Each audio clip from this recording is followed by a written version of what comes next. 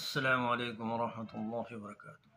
أعوذ بالله من الشيطان الرجيم. بسم الله الرحمن الرحيم. إنا لننصر رسلنا والذين آمنوا في الحياة الدنيا ويوم يقوم الأشهاد. يوم لا ينفع الظالمين معذرتهم ولهم اللعنة ولهم سوء الدار. ولقد آتينا موسى الهدى وورثنا بني إسرائيل الكتاب هدى وذكرى لأولي الألباب. فاصبر إن وعد الله حق واستغفر لذنبك وسبح بحمد ربك بالعشي والإبكار.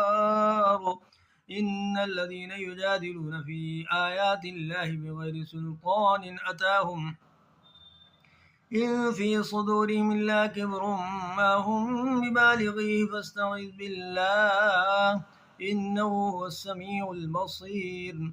لخلق السماوات والأرض أكبر من خلق الناس ولكن أكثر الناس لا يعلمون.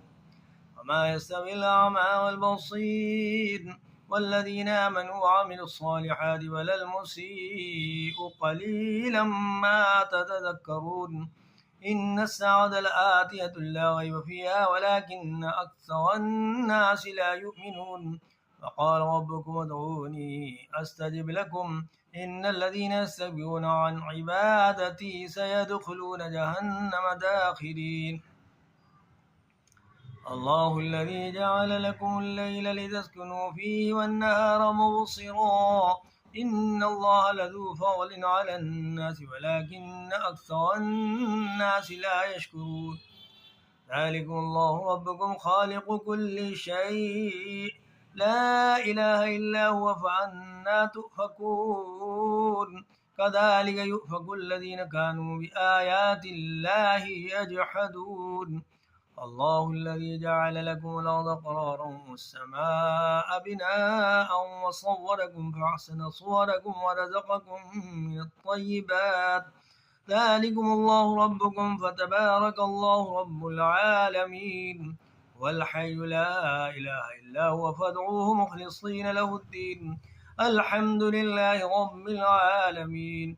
قل إني نهيت أن أعبد الذين تدعون من دون الله لما جاءني البينات من ربي وأمرت أن أسلم لرب العالمين. والذي خلقكم من تراب ثم من نطفة ثم من علقة ثم يخرجكم طفلا ثم لتبلغوا أشدكم ثم لتكونوا